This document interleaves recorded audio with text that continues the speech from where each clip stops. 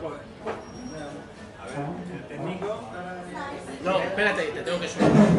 ¿Ahora? Ahora sí. ¿Me escucháis bien al fondo? ¿Sí? Sí, ¿no? Bien. Bueno, pues después de la grandísima presentación que hemos puesto aquí colorado, y aparte de los calvos se nos ve más rápido el colorado, bueno, ponemos como un calipo de fresa rápido.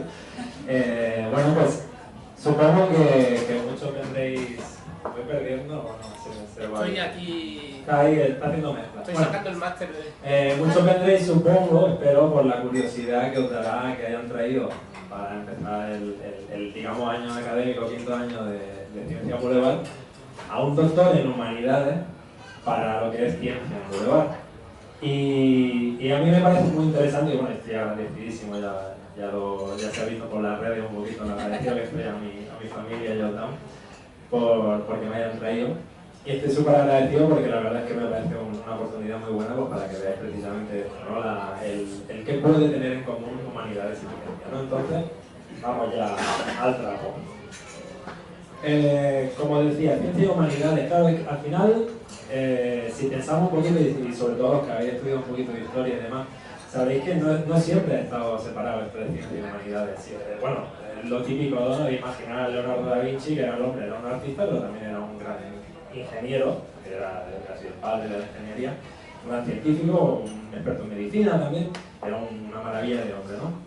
Pero con el tiempo pues llegó una fecha, llegó un punto en el que pues debido a la historia, debido a cómo estaba la sociedad distribuida y demás, pues las cositas se fueron dividiendo un poquito al final en lo que viene siendo lo que se ha entendido como humanidades y ciencia, lo que han sido letras y números, ciencias sociales, ciencias naturales.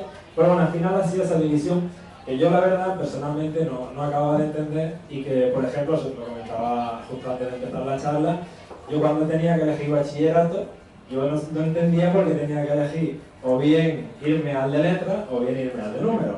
Al final me dijeron, vete al de números que al menos cobrarás dinero. Y bueno, la verdad es que bueno, acertado, no sé qué hubiera pasado si hubiera ido por el otro lado, pero bueno, al menos económicamente fue bien.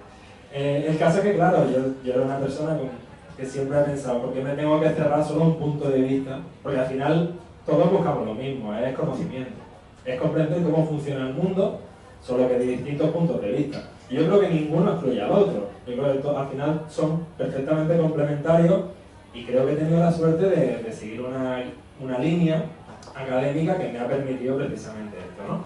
Y entonces es lo que pongo en esta primera transparencia, ¿no? Las posibilidades que puede ofrecer si mezclamos humanidades y ciencias, ¿no? Como por ejemplo la filosofía de la mente, estudios filosóficos que son clásicamente muy humanísticos, muy de hincar codo y no meternos en ningún tipo de laboratorio, pero por ejemplo, imaginaos cuando por ejemplo estudiamos en neurociencia o en ciencias cognitivas en general, estudiamos la conciencia o estudiamos el yo.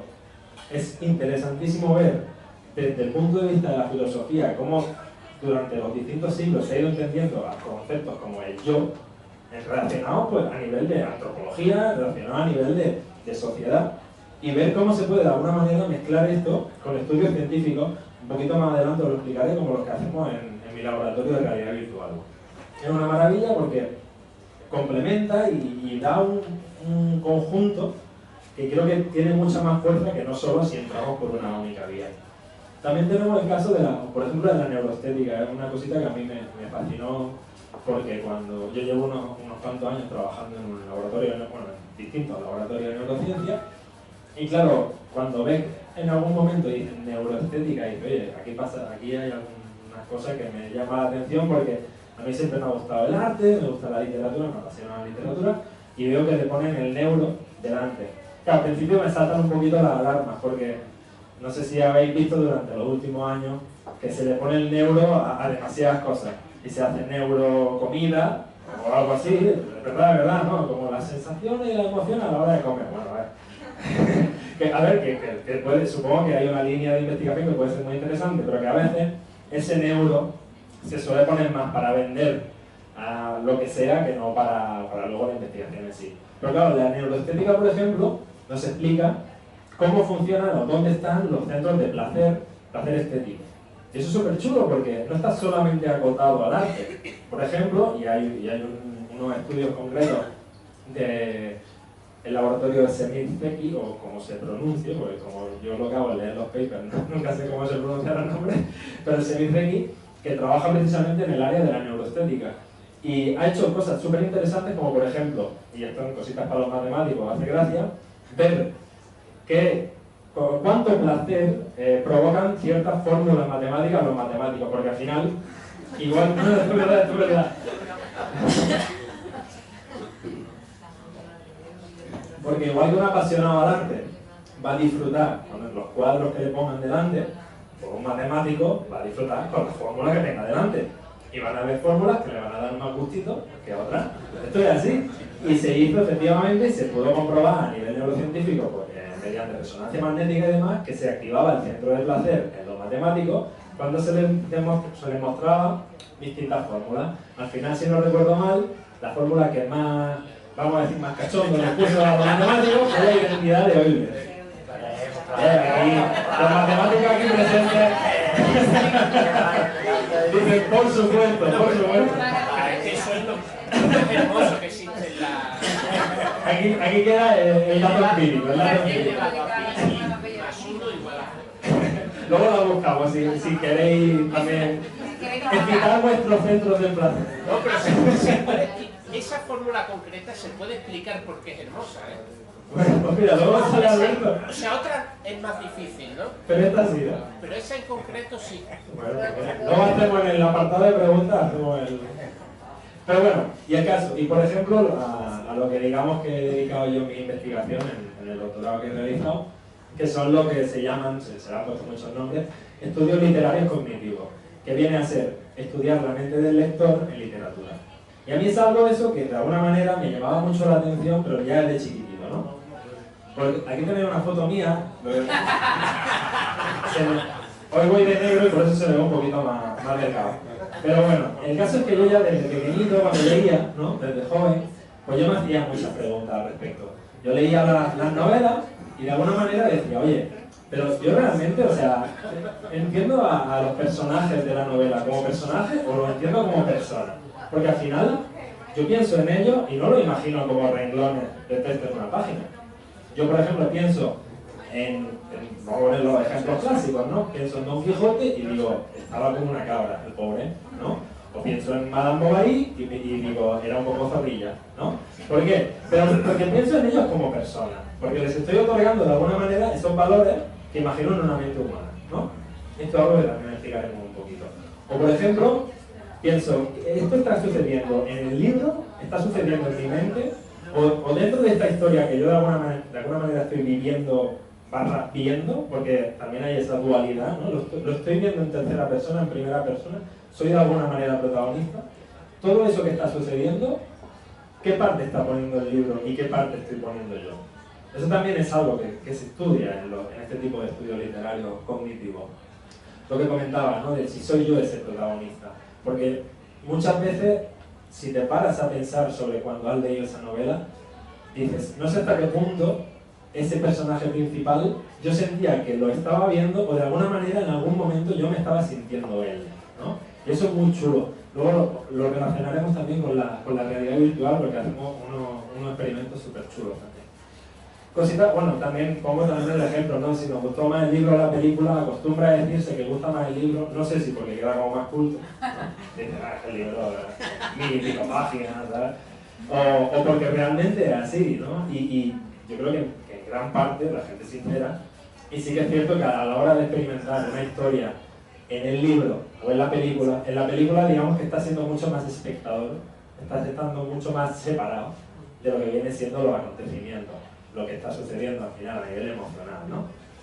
Si viajo de alguna manera a su mundo fantástico y la idea de si desaparece el texto. Esto luego lo veremos, que está relacionado con la idea de las emociones cuando lo estás leyendo, porque en general los que se dedican a esto, los investigadores, suelen separar en dos grupos muy burdos, pero al final es bastante claro, cuando se separan así, se tiene la idea de que hay una emoción estética ante la belleza del texto, pero en la cual estamos siendo en todo momento conscientes de lo artificioso de ese texto. Es decir, tú estás diciendo, sé que estoy leyendo un texto.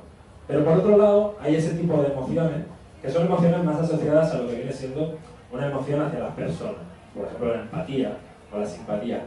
Y claro, si eso sucede es porque de alguna manera tú estás perdiendo de vista el texto que estás leyendo. Y eso tiene una magia que, bueno, a mí me apasionaba. Voy a decir muchas veces me apasionaba porque yo soy muy apasionado para todo, así que espero que me disculpen. ¿Cómo se investiga? Los estudios literarios cognitivos, estos de los que os hablaba, al final son muy recientes. Aunque sean se suele poner sobre los años 70 del siglo pasado, ¿no? Se habla de la poética cognitiva y se habla un poquito de cómo pues, a nivel mental se crea la metáfora y cositas así, pero pongamos que son sobre los años 70. Obviamente la historia viene de... Sí, es muy chulo leer los papers que se hacen sobre este ámbito, porque normalmente se empieza hablando referenciando a Aristóteles. Muy chulo eso, a mí me encanta eso.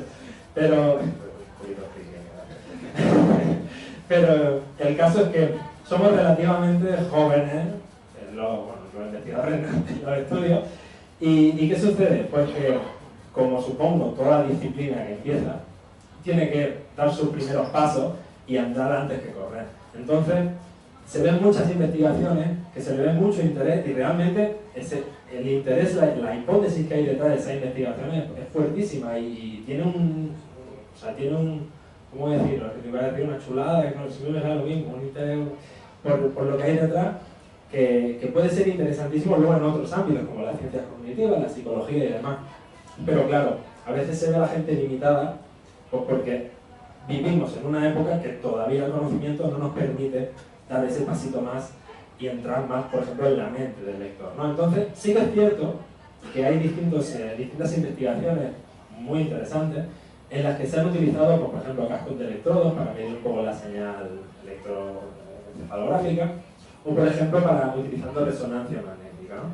Pero hay que coger, digamos, con pinzas estos estudios, luego veréis el porqué, ¿no? Pero bueno, es importante que se vea que sí, que se están dando estos pasos, aunque también es cierto, a veces nos vamos simplemente, por ejemplo, a utilizar cuestionarios y demás, que si bien es cierto que se puede buscar cierto aspecto científico en todo esto, no se tiene la objetividad, la cuantificación que se podría tener mirando unas señales, por ejemplo, en resonancia magnética, ¿no? Y aparte tenemos un problema, y es que cada uno es de su padre y de su madre. Entonces, por mucho que la gente diga, yo me encanta lo que estoy haciendo porque son estudios multidisciplinares y no sé qué, yo soy un tío muy humilde, yo soy muy calladito, yo soy muy poco orgulloso, entonces yo voy a los sitios y escucho, ya está. Bueno, hoy estoy hablando, pero me vengo a referir a que cuando voy a los eventos, a las convenciones y demás, me gusta escuchar lo que piensa la gente. He ido a convenciones en las cuales digamos que había mayoría de humanidades y he ido a convenciones en las que había mayoría de ciencia. Y te das cuenta de que realmente la multidisciplinariedad queda bien defenderla, pero luego a la gente le cuesta un poquito ponerla a la práctica. Entonces, los que vienen de ciencia suelen decir que los que son de humanidades pues se quedan mucho en las nubes, que especulan demasiado, que son poco objetivos, y en cambio tenemos el caso contrario. Que son unos charlatanes. Por ejemplo. Y en cambio, en el otro caso, la gente de humanidades piensa pues lo que se suele achacar a la gente de ciencia. Soy demasiado científico, os cerráis demasiado en los números, en los resultados, en el experimento en sí, y todos tienen su parte de razón y todos tienen su parte de que están equivocaditos. Pero es importante que en un tipo de estudio de este tipo al final la gente se deje un poco los orgullos de lado, escuche más al del otro lado, y yo creo que así se conseguirán muchas más cosas. Entonces lo que os comentaba de las limitaciones. Por un lado está el tema de lo que es lo reproducible en la ciencia.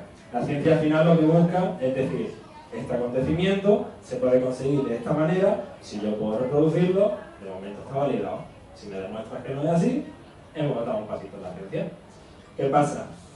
Cuando coges a una persona que se ponga a leer una novela, es muy difícil, por no decir actualmente, es importante decir actualmente, imposible, el hecho de que te pueda reaccionar de la misma manera ante los mismos acontecimientos. ¿Por qué? Porque si tú has leído 2 veces el mismo libro, no has reaccionado de la misma manera en las 2 veces que has leído.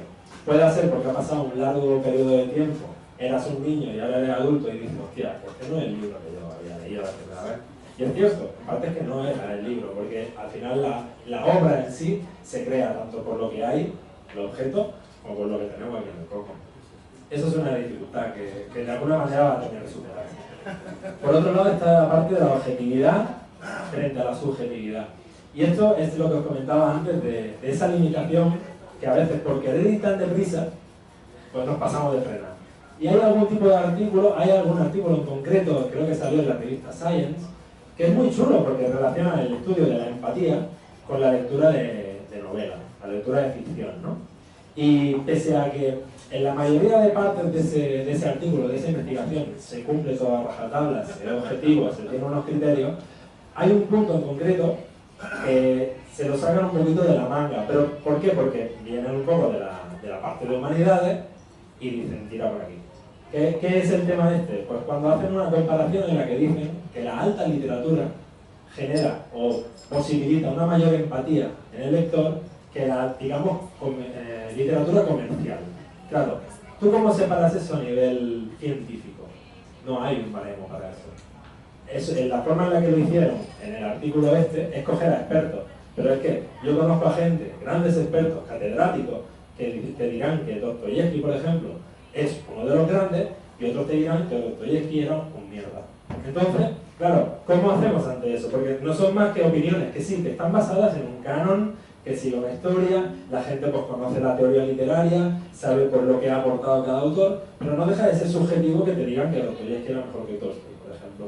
Entonces, claro, ese punto en concreto en el cual sirve para luego generar la hipótesis y luego demostrarla, ya tiembla un poquito en su base cuando está diciendo, yo digo que esto es literatura comercial porque me lo ha dicho un experto.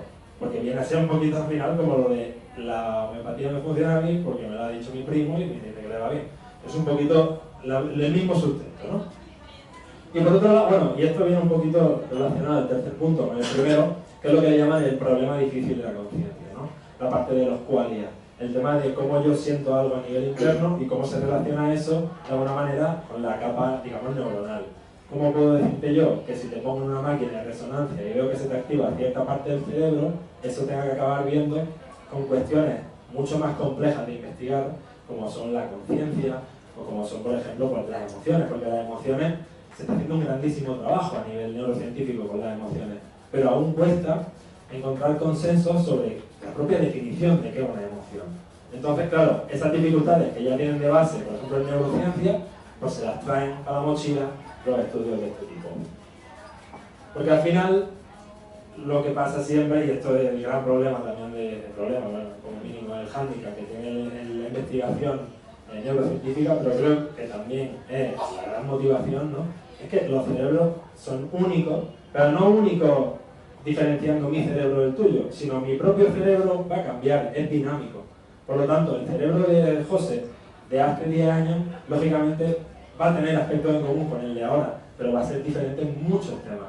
Pero es que el José de dentro de un rato también, porque ha tenido experiencias como por ejemplo en esta charla, salir a la calle, cenar, etcétera, etcétera. Con lo cual, esa es otra dificultad añadida, que puede ser una gran motivación, creo yo.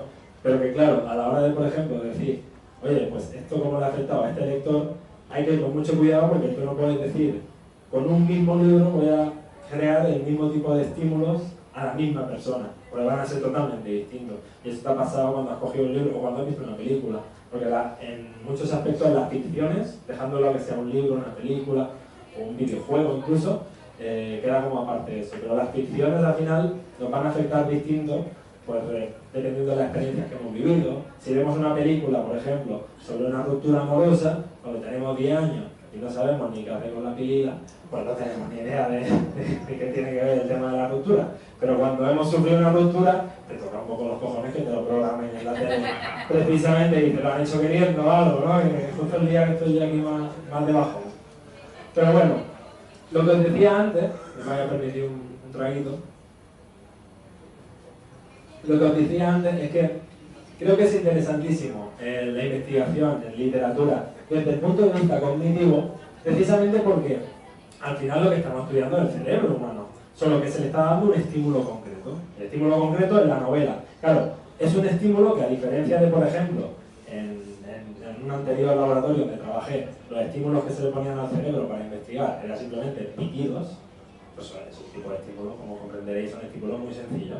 Claro, en una novela, la complejidad de ese estímulo es una barbaridad, con lo cual también dificulta, lógicamente, una barbaridad el qué podemos hacer con esos resultados que de alguna manera obtengamos. Pero es que es muy chulo ver que, por ejemplo, pues se puede trabajar, y esto lo hemos vivido a nivel empírico, ¿no? O sea, a nivel personal, en primera persona, sabemos que cuando leemos estimulamos la imaginación, sabemos que cuando leemos, de alguna manera divagamos. Esto también lo diré un poquito más adelante. Hay muchas gracias,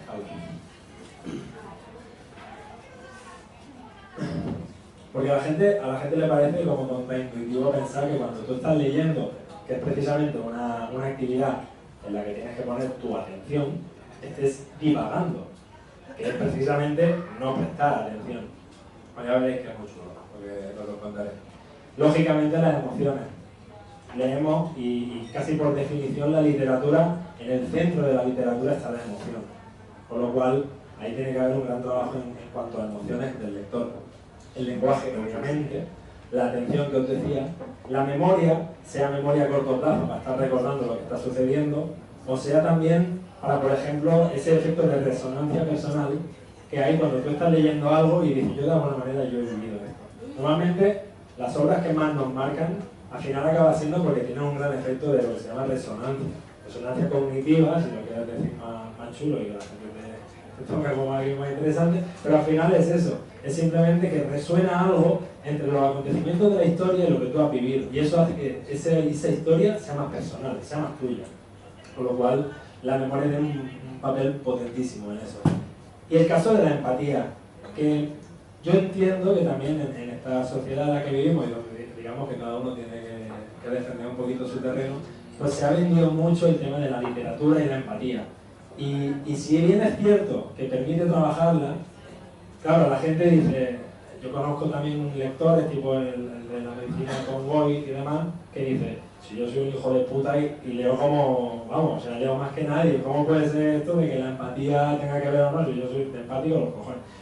Tiene razón, es razón, ahora lo explicaré.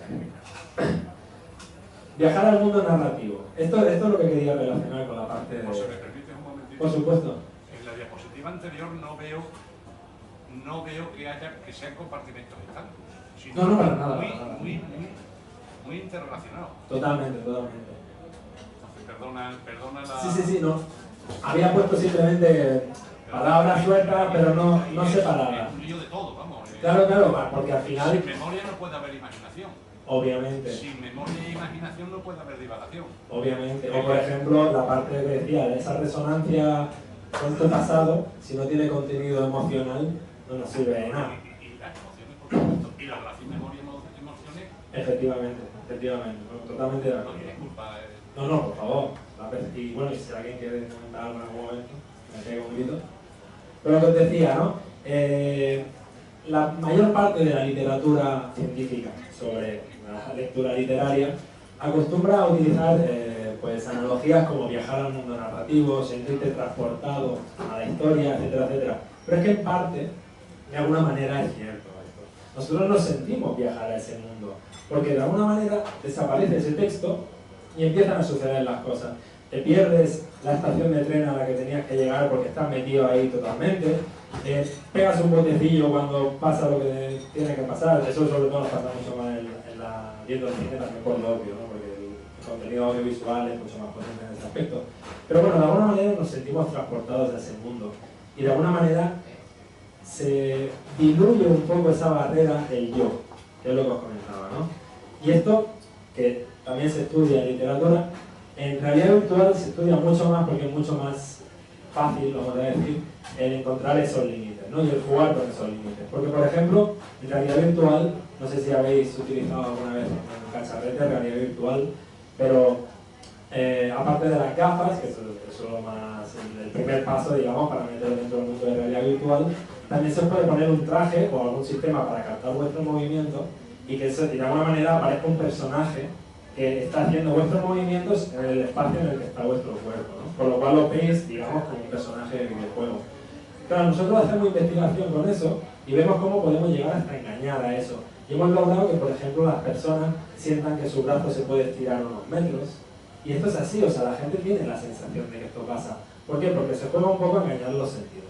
La literatura, no digo que sea eso, pero a mí me gusta entenderla como una especie de antepasado de la realidad virtual. A nivel imaginativo, obviamente, pero que de alguna manera juega con esos límites del yo. Ese límite de dónde está el personaje, dónde está la persona. Porque al final, cuando tú estás leyendo, una obra literaria, por definición, es incompleta. Tú no puedes, en un libro, explicar todo sobre algo, porque es finito. Tú no puedes explicar, o sea, podrás dedicar miles de páginas a, me lo invento, a hablar sobre un jarrón. Miles de páginas, sin ningún tipo de narración por el medio ni nada. Pero siempre te va a faltar algo, no vas a poder hacer una literatura que abarque completamente un mundo narrativo. Siempre te van a faltar cosas. ¿Y quién va a ser el que pone esas cosas? Nuestra mente. Y eso es lo que hace que sea súper interesante. Porque, de alguna manera, en esos huecos vamos a poner lo que es de nuestra propia cosecha. Eso va a hacer, en primer lugar, que la historia sea nuestra. Por mucho que el libro lo esté leyendo él y ella, la historia que estamos leyendo nosotros es nuestra. Y eso es lo que le da muchas veces la fuerza, y por eso mucha gente dice que me gustó más el libro que no la película. Porque el libro al final lo hemos escrito de alguna manera junto con la obra. Eso es interesantísimo, ¿no? Por otro lado está la parte de lo que se habla, ¿no? Porque si es que estaba buscando simuladores de vuelo y no sabía otra mujer.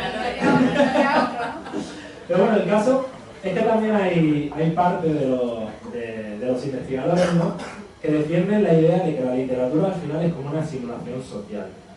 Y a mí me gusta mucho esa analogía porque, si bien es cierto que se pueden poner ciertos matices, como idea general creo que es bastante intuitivo, ¿no? Porque si nosotros, por ejemplo, practicamos con un simulador de vuelo durante 5.000 o 10.000 horas, me parece que ponen a los pilotos, ¿no?, una barbaridad, pero salen ya preparados para luego coger un avión y poder viajar con él, de alguna manera la literatura hace lo mismo pero a nivel social. Nosotros estamos leyendo sobre personas, o vamos a decir seres, porque bueno, también pueden ser personajes que no sean humanos, ¿no?, pero que están viviendo acontecimientos en sus vidas, que están relacionándose en sociedad, etcétera, etcétera. Y eso de alguna manera lo estamos interiorizando, está sirviendo de práctica al final. Por lo tanto, de alguna manera sí que es cierto que se está realizando una especie de simulador de vuelo, pero para la vida, para entender, ¿no? Y por eso se dice, lo dicen tanto los escritores y los teóricos y demás, que quien lee vive 1000 vidas, o cientos de vidas, o algo así, claro, de lo que lean, ¿no? Pero porque de alguna manera funciona así, ¿no? Nosotros estamos aquí dentro, en este mundo en el que vivimos, y cuando leemos, de alguna manera somos esos personajes. Vivimos lo que están viviendo ellos, sentimos lo que están sintiendo ellos. Sobre todo sentimos, porque, vuelvo a decirlo, la emoción está en el centro de la literatura, y nos permite eso, ¿no? Claro, cuando estamos viviendo todos esos acontecimientos, de ahí sacaremos algo, algunas conclusiones, cosas que nos transformarán. Habréis escuchado también lo que dicen, un buen libro te acaba transformando.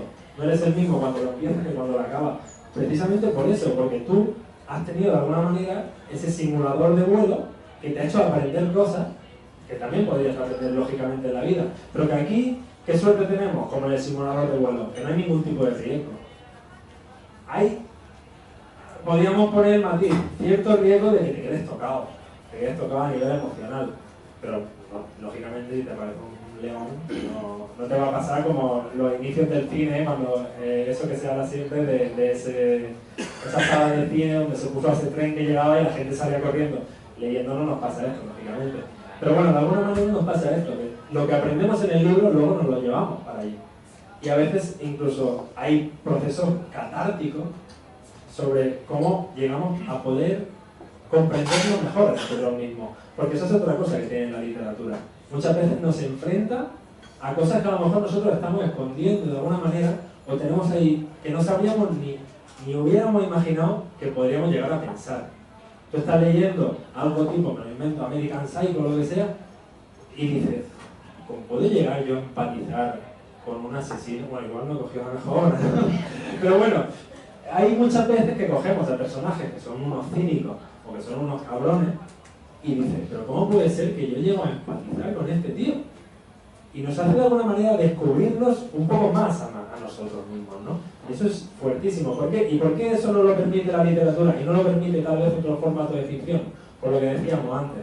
Porque ese cabrón que estamos leyendo, en parte, es el cabrón que somos nosotros. Porque esos huequecitos que la obra ha dejado para que nosotros rellenemos, lo hemos puesto nosotros. Así que si sentido unos cabrones, lo siento, pero bueno, funciona así, no lo he hecho yo. El caso del tema de la divagación que os decía antes. Es súper interesante porque además se ha comprobado a nivel experimental, ¿no? Se ha visto con estudios de resonancia magnética y demás, que efectivamente cuando estamos leyendo se activan unas áreas concretas que son las que se llaman red neuronal por defecto. Entonces tenéis ahí apuntado, ¿no? En la última línea. La red neuronal por defecto es una red muy, muy curiosa porque se descubrió, como en tantas otras ocasiones, de rebote. Se pensaba que cuando estamos sin pensar en nada, de alguna manera el cerebro se queda como en stand-by. Se queda paradito ahí, relajado, en ralentí, digamos, punto muerto. Pero sucedió que lo que pasa en los laboratorios a veces pues ponen sin querer a medir cuando no tocan las cosas y vieron que cuando una persona, no sé si era una persona o era un macaco, pero bueno, no sé, al final, estamos más o menos ahí cerquita. Vieron que efectivamente cuando no se estaba pensando en nada, el cerebro no solo no se queda en ese punto de ralentí, sino que hay unas zonas que se activan más.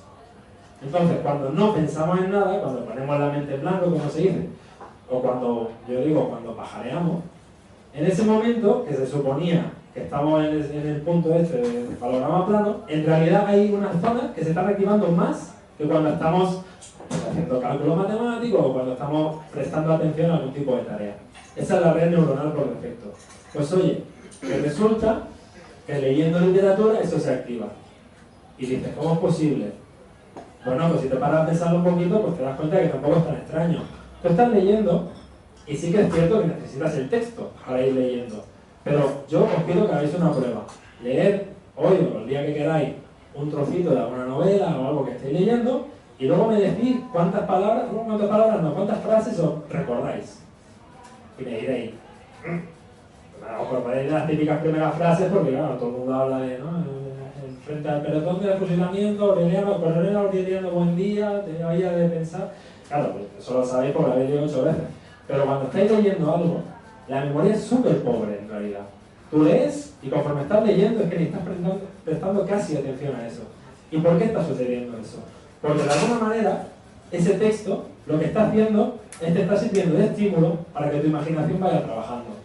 Entonces pasa lo típico, que a veces pues, estás leyendo y dices, no sé ni lo que he leído el párrafo anterior, pero la historia ha seguido funcionando en tu mente. ¿Por qué? Porque ha estado trabajando esa red neuronal por defecto.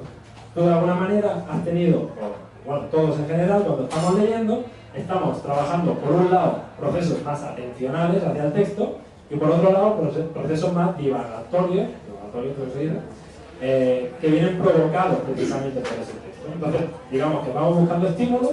¿La misma red que cuando conduces o no? Tiene que ver. Me atrevería a decir que sí cuando te quedas empanado. O sea, cuando conduces, ¿no? Mira que me da la risa.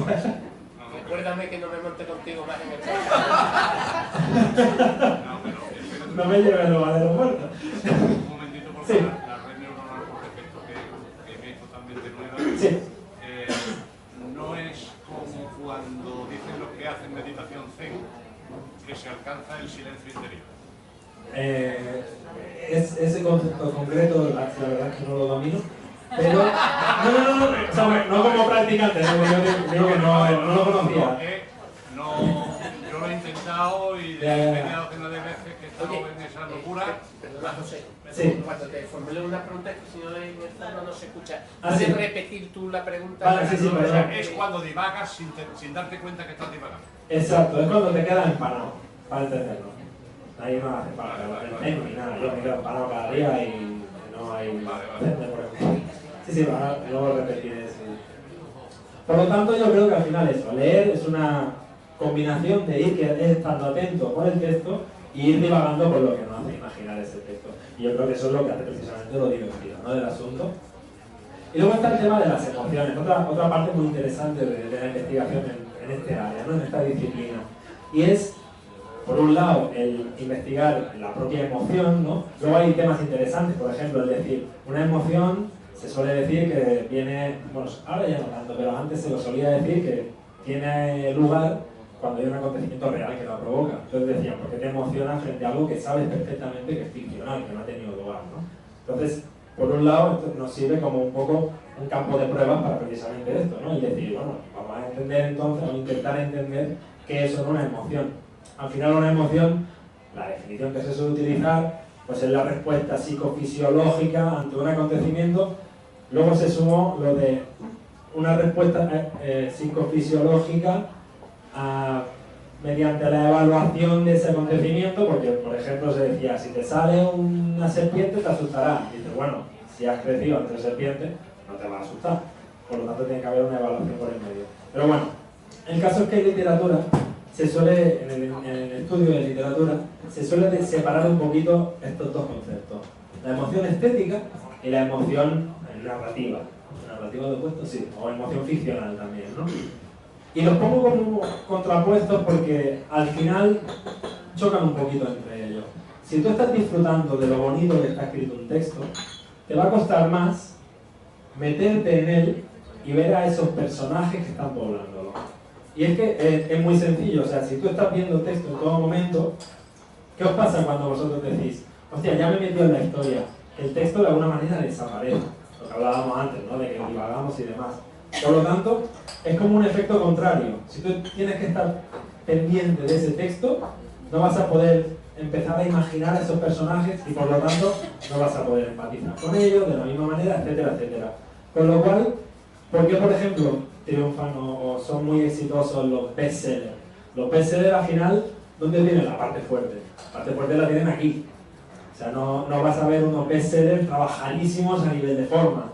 A nivel de forma, pues el caso paradigmático de emoción estética vendría con la poesía, por ejemplo. Ahí en la poesía lo que nosotros estamos apreciando, puede haber lógicamente una historia ahí dentro, pero lo que estamos apreciando en la poesía es el ritmo, la rima, la métrica, etcétera, etcétera. Eso es estética pura. Y eso es lo que nos tiene en todo momento enganchados. Pero ¿a qué nos tiene enganchados? A la parte artificiosa de ese texto. Tú estás diciendo, yo sé que este texto es un texto. Yo no estoy pensando en este texto como unas personas que están yéndose a una aventura. En cambio, esta parte de aquí, si la otra era el centro de atención está puesto en la parte artificiosa, esta está puesto más en la parte ilusionista. Se está creando una ilusión de un mundo en el que suceden cosas y ese texto, de alguna manera, lo hemos atravesado. Hemos pasado esa barrera y nos hemos metido en ese mundo. Entonces, ¿qué pasa? Pues que hay como ese choque, esa incompatibilidad, por decirlo así, a la hora de tener un tipo de emoción o de otra. Y hay mucho trabajo al respecto. ¿Cómo voy de tiempo, por cierto? ¿Me estoy pegando aquí? Son menos 5. De 100 menos 5. Vaya rollazo, lo estoy vamos bien, todos, nadie se ha desmayado, ¿no? Se ha desmayado. ¡No me digas! Pero no por la chapa que estaba dando. Sí que se ha desmayado. Ay, por favor. Vamos, ya, no te lo íbamos a decir, pero ya que lo preguntan. Hemos acabado a alguien. Lo que me está riendo delante, por supuesto. Ya ha pasado antes, tranquilo. Espero que no fuera por lo que estaba contando. Bueno, el caso, lo que os comentaba, el tema de cuando nos metemos en la historia, ¿no? Porque es interesantísimo. Entre otras cosas, porque podemos practicar lo que se llama la teoría de la mente, ¿no? La teoría de la mente, al final, no sé si lo pongo aquí explicadito en algún momento, sí. Atribuimos pensamientos, emociones, intenciones a otras entidades. ¿Por qué digo entidades? Porque normalmente, en la vida real, la teoría de la mente la empleamos con las personas. ¿Cómo? Tú no sabes que una persona está cabreada porque leas en su frente estoy cabreado. Lo sabes por sus gestos, lo sabes por su manera de hablar. Eso es la teoría de la mente. De alguna manera interpretamos la mala leche de esa persona y decimos, vale, está cabreado. Entonces, ¿de qué nos sirve la literatura también? Pues de que si de ese texto hacemos que aparezcan esas personas, podemos practicar esa teoría de la mente con ellos.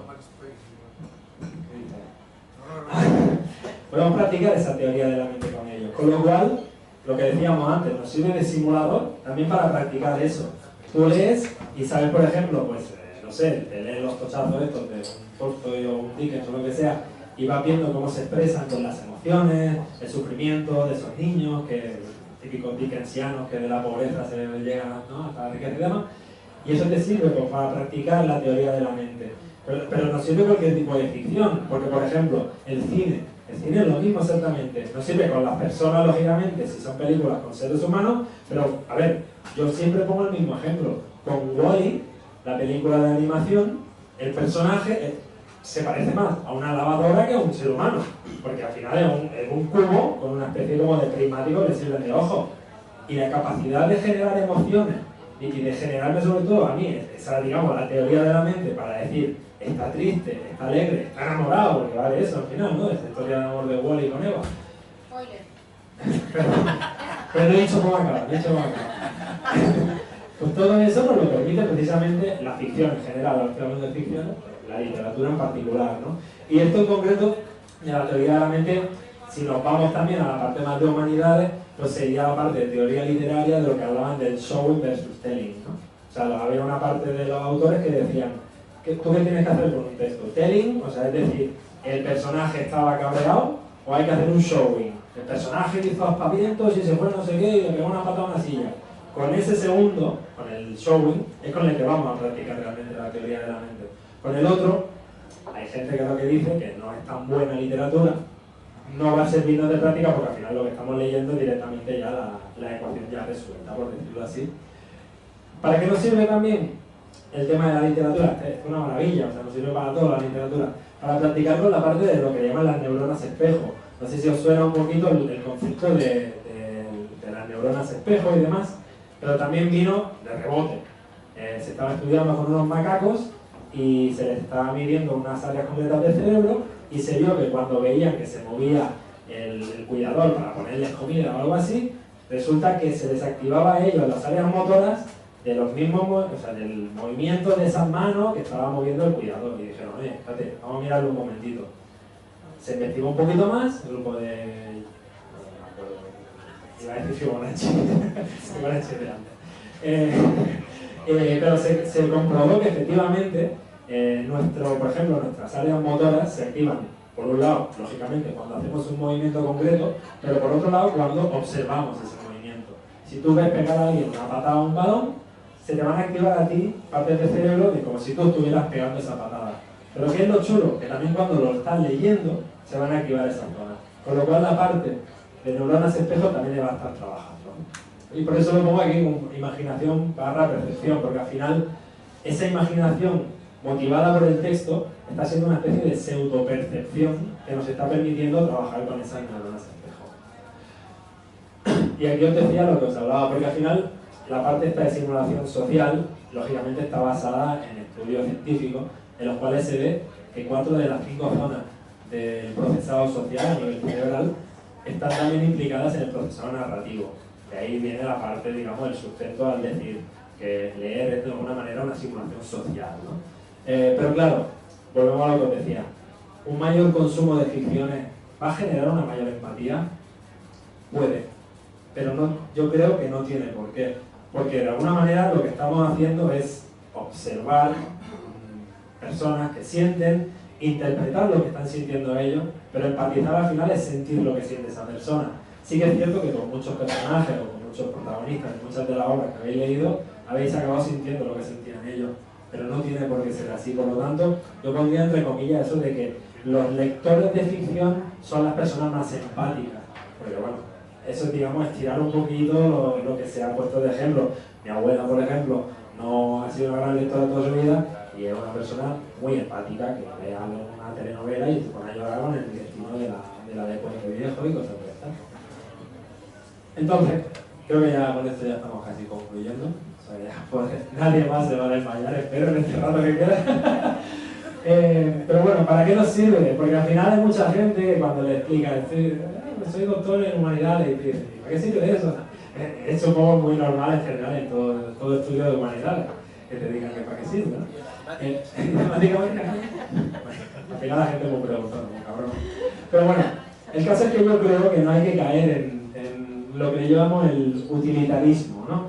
Porque a la gente de humanidades, cuando te acercas desde la ciencia, les da como un poco de mala leche y te dicen, ya venís los de ciencias con el paternalismo de que vosotros entendéis mejor el mundo y nos vaya a hacer comprender mejor lo que nosotros llevamos investigando, estudiando cientos de años.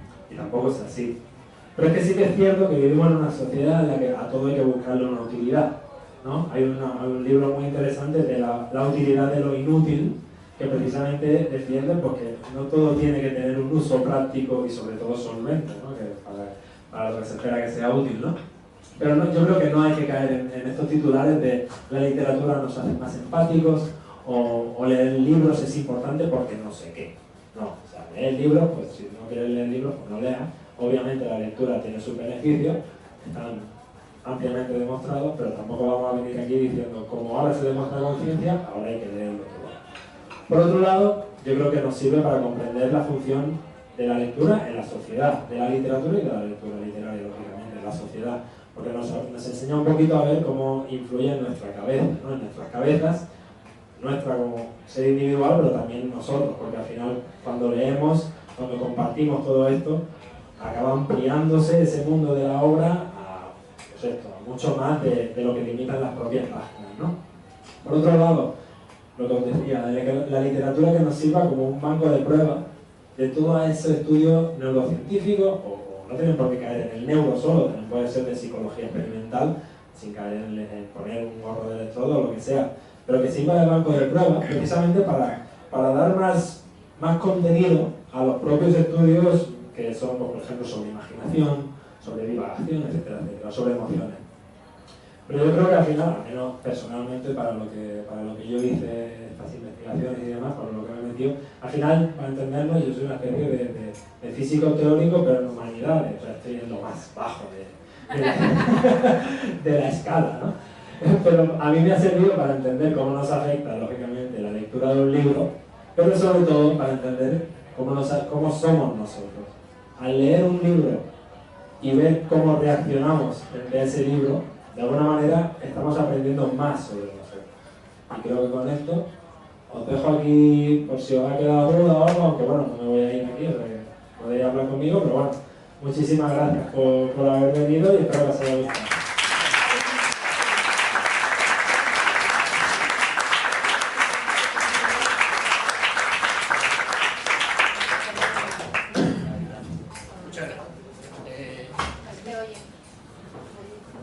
Miguel está ahí braceando como un Sí, descosido. gracias.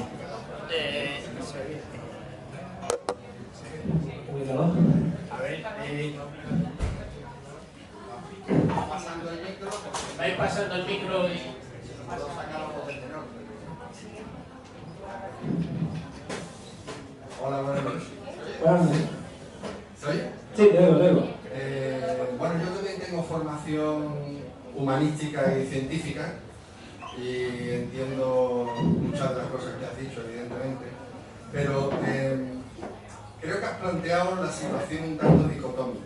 Ajá. Has planteado un modelo, llamémoslo así, modelo tradicional de la lectura, en donde el sentido de lo que se lee surge o está, digamos, inherente, es intrínseco al texto, y lo has opuesto, digamos, a un modelo psicolingüístico en donde el lector participa de esa producción del sentido, o sea, de darle sentido, darle significado al texto. Pero creo que falta un aspecto muy importante que no has tocado, que es un modelo social. Es decir, nosotros somos seres, sí, individuales, pero seres sociales. Pertenecemos a una comunidad lingüística, a una comunidad cultural, a una comunidad social. Y ese modelo social, pues de alguna manera, afecta, obviamente, que parte del sentido de un texto está en el propio texto, inherente al texto, que evidentemente el lector pone de su parte, porque los textos tienen muchos implícitos que el lector tiene que llenar o que tiene que resolver, pero también es importante tener en cuenta que formamos parte de un contexto social, cultural y lingüístico. Pongo un ejemplo muy sencillo, no ya una novela, un ejemplo muy sencillo.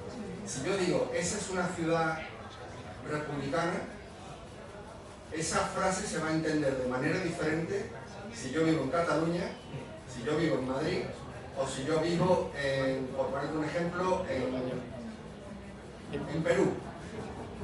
En Cataluña, esa frase probablemente querrá decir que esa ciudad Pues ese pueblo está regido por un alcalde de Esquerra Republicana de Cataluña.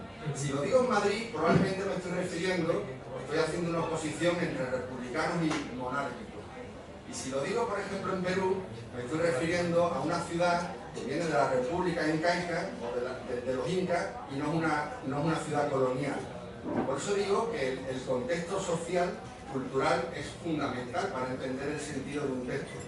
Entonces, claro, yo entiendo que abordar el estudio desde la neurociencia de la producción de sentido de un texto tiene que venir, pues, de ese modelo psicolingüístico, pero ese modelo psicolingüístico se queda corto para explicar cómo se produce el sentido de un texto. Y un texto puede ser desde un silencio hasta una novela de Dostoyevsky, evidentemente. Sí, lo que has dicho me parece súper adecuado y tienes toda la razón del mundo. A lo que está hablando, ¿cómo se llama? Miguel, a lo que ha dicho, a lo que se refiere nuestro amigo Miguel, es a un concepto que ya creo que sobre los 70-80 hablaba Stanley Fish, ¿no? Las comunidades interpretativas. Entonces, a lo que se venía a referir básicamente es a decir, un texto, lógicamente lo va a entender una persona por cómo tenga configurada esa mente, pero esa persona, como bien dice, no somos islas que estamos separados unos de otros, sino que estamos en perfecto, permanente contacto unos con otros. Y vivimos en esas comunidades interpretativas, que pueden ser comunidades puramente, pues, por ejemplo, a nivel adquisitivo, o sea, a nivel económico, pues vivimos con un conjunto de personas pues, que tenemos el acceso, por ejemplo, a la literatura. Por el otro lado puede ser una comunidad interpretativa, pues los compañeros de las facultades, etcétera, etcétera. Al final venimos influenciados por muchas partes. Entonces, tienes toda la razón del mundo, no estaba incluido aquí porque había que hacer un poco más finito esto. Pero sí, está contemplado y de hecho al final, aunque el estudio sea a nivel neurocientífico y se haga sobre una sola mente, ese cerebro ha sido conformado por un lado por la parte más biológica, por la genética, pero lógicamente por el contexto, ¿no? Entonces, al final lo que tú acabes pensando no es solo lo que te venga de tu madre y de tu padre, sino lógicamente por todo el contexto que te ha venido influyendo. Pero sí que es cierto, y esto yo creo que en esta parte en concreto, a nivel contextual, a nivel de comunidad interpretativa, dentro de esos dos poderes, ¿no? Que serían la humanidad y la ciencia, precisamente las humanidades tienen mucha más chicha, porque es la que te habla de la tradición, la que te habla de decir en qué época, dependiendo de la época, por ejemplo, si tú coges un Moby Dick, pues Moby Dick se interpretó primero de una manera, pero luego lógicamente se ven unos contenidos que a lo mejor son mucho más religiosos, ¿no?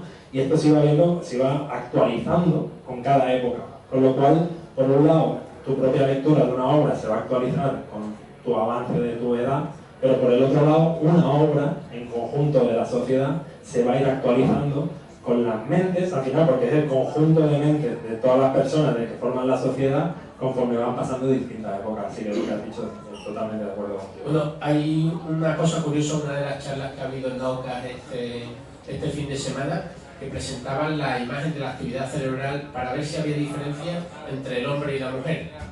Y presentaban una imagen de un hombre, el cerebro de un hombre que... Bueno, pero puede haber de muchas más cosas. Y presentaba el de una mujer y se veía efectivamente que había diferencias entre ellos. Pero la siguiente imagen que puso fue la de un japonés. Y era, o sea, entre el hombre y la mujer había algunas diferencias y el japonés era otro mundo. O sea, decía, si los hombres son de Marte y las mujeres de Venus, el japonés debe ser de Andrómeda, vamos, o sea, no de...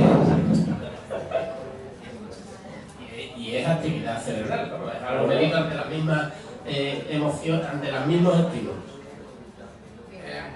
Sobre la red neuronal, ¿cómo es? Por defecto. Por defecto, ¿eso tiene un sustrato fisiológico? Sí, está distribuida en distintos puntos del cerebro y no te sabría decir exactamente. Sí, pero que tiene un sustrato y Sí, una canalización. Sí, tiene una localización concreta que al final, si te paras a ver cada uno de esos centros, porque está distribuida por distintos puntos del cerebro, ves realmente esa relación, por ejemplo, con la parte de la imaginación, o sea, tiene mucho que ver con esos puntos a nivel... Pásaselo a Gregorio. Muchas gracias. José, una madre que es bastante más denso y con más motivo de hablar de lo que pudiera parecer así fin, por lo relajado que ha sido y lo que nos hemos enterado. Y también, yo tenía tres temas que tocar. Okay. El primero ha sido por donde ha salido de entrada, que es el tema de las dos culturas, el tema de la cultura científica y la cultura humanística. Yo no sé si estoy de acuerdo en que se le podía poner el punto de separación en la Ilustración, en el siglo XVII. Sí, no, a ver. Si te pones a pensar, los grandes filósofos han sido grandes matemáticos. Para mi gusto, corregidme si me equivoco, el último gran filósofo matemático fue Leibniz. A partir de ahí, ¿sí o sí? No. El siglo XX. Espera, que no ha llegado.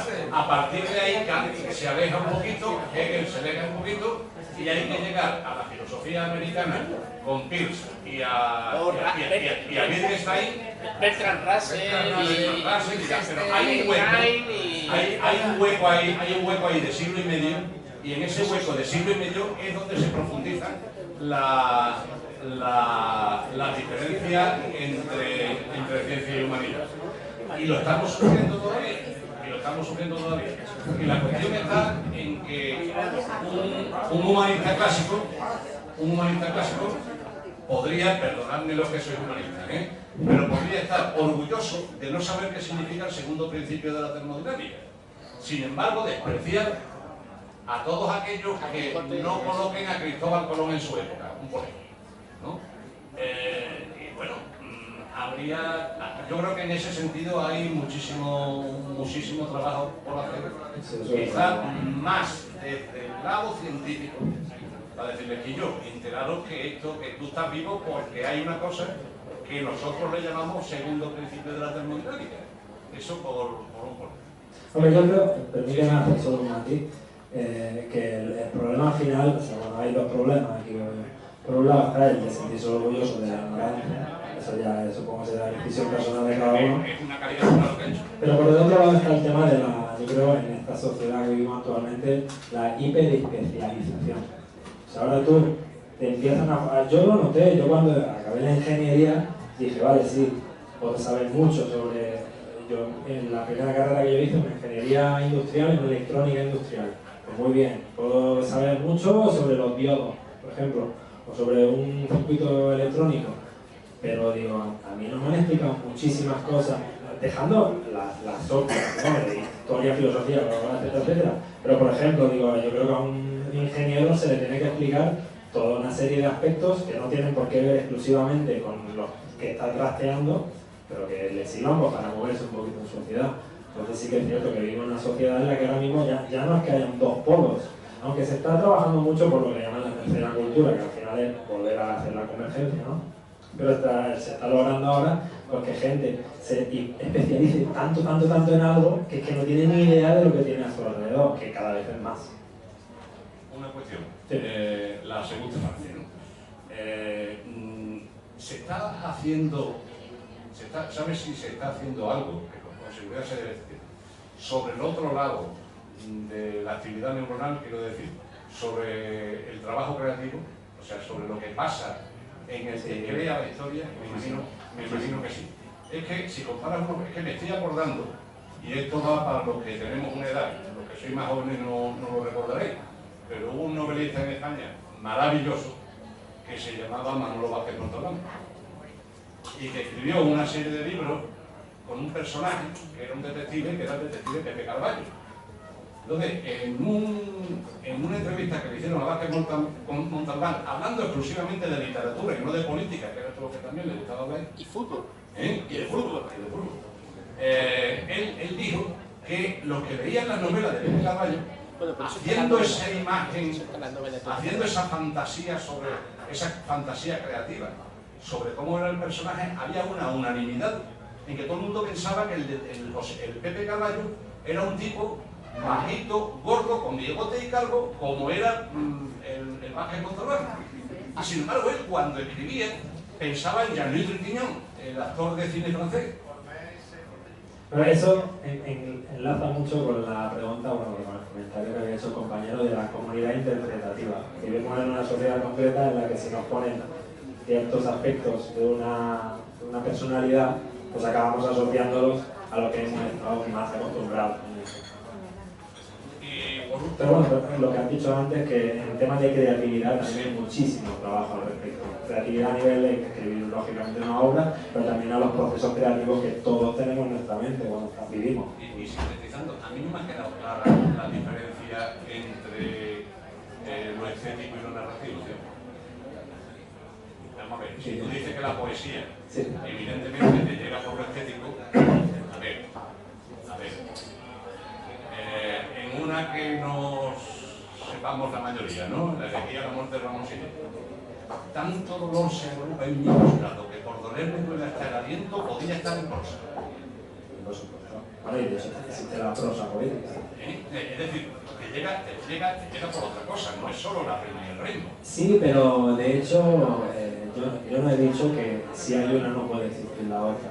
De hecho he planteado simplemente ese contrapeso que sí que puede existir, pero al final, lógicamente, cuando tú estás leyendo una obra, vas a tener por un lado un estímulo estético, por la belleza de esa obra, por el otro lado vas a tener un estímulo narrativo, por la trama, por la historia que está teniendo lugar. Entonces, no digo en ningún momento que si existe una emoción narrativa, no puede existir una estética, pero sí que digo, si tú estás muy atento, si tu atención está muy puesta en cómo está escrito eso, vas a tener menos fuerza en la parte narrativa. Eso es así, porque nuestro cerebro, aunque pensamos que somos la polla, ¿no? somos la gran especie humana, nuestro cerebro funciona regulero. Entonces, en algunas partes lo que tiene que tender es a la ley de mínimo esfuerzo, y entre otras está la parte de la atención. Si nuestra atención está puesta en algo, el resto del cerebro está desconectado, por decirlo así. Entonces, si yo estoy, por ejemplo, vamos a hablar del caso concreto a nivel estético, una metaficción. Una metaficción al final no deja de ser una cosa que es una ficción consciente de ella misma. Son ese tipo de obras que tú estás leyendo, por ejemplo, y estás diciendo, oh mira, estoy leyendo sobre, no sé, un personaje del siglo XVI y de golpe te dice, oye, lector, soy el escritor y en realidad soy del siglo XX y estoy aquí sentado, no sé qué. El hereje del millón de libros, por ejemplo. O la niebla de Unamuno, ¿no? Se está rompiendo porque de alguna manera está rompiendo esa ilusión, está rompiendo esa burbuja. Ese momento es un momento puramente estético. Entonces, sí que lo vas a meter metido, o sea, lo vas a acabar combinando o hacer que converja con la parte narrativa. Pero en ese momento ha sido una ruptura de la ilusión. Y eso es a lo que me vengo a referir. Si tú estás con la ilusión creada y, por ejemplo, estás imaginando a esa persona, el texto está desapareciendo de alguna manera. Pero lógicamente no es o existe emoción estética o existe emoción narrativa. Porque de hecho las grandes obras son las que saben combinarlo de la mejor manera posible y te estimulan muy potentemente con la belleza del texto, pero a la vez te están creando una historia que puedes.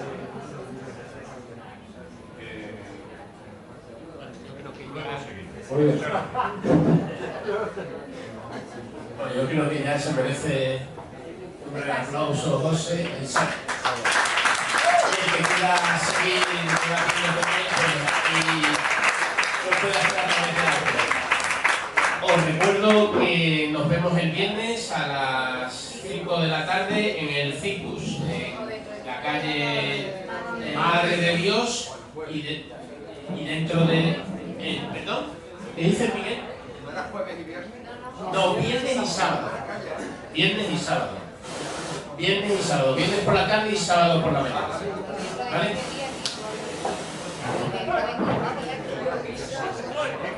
Ha dicho, y mezclando estética y narrativa.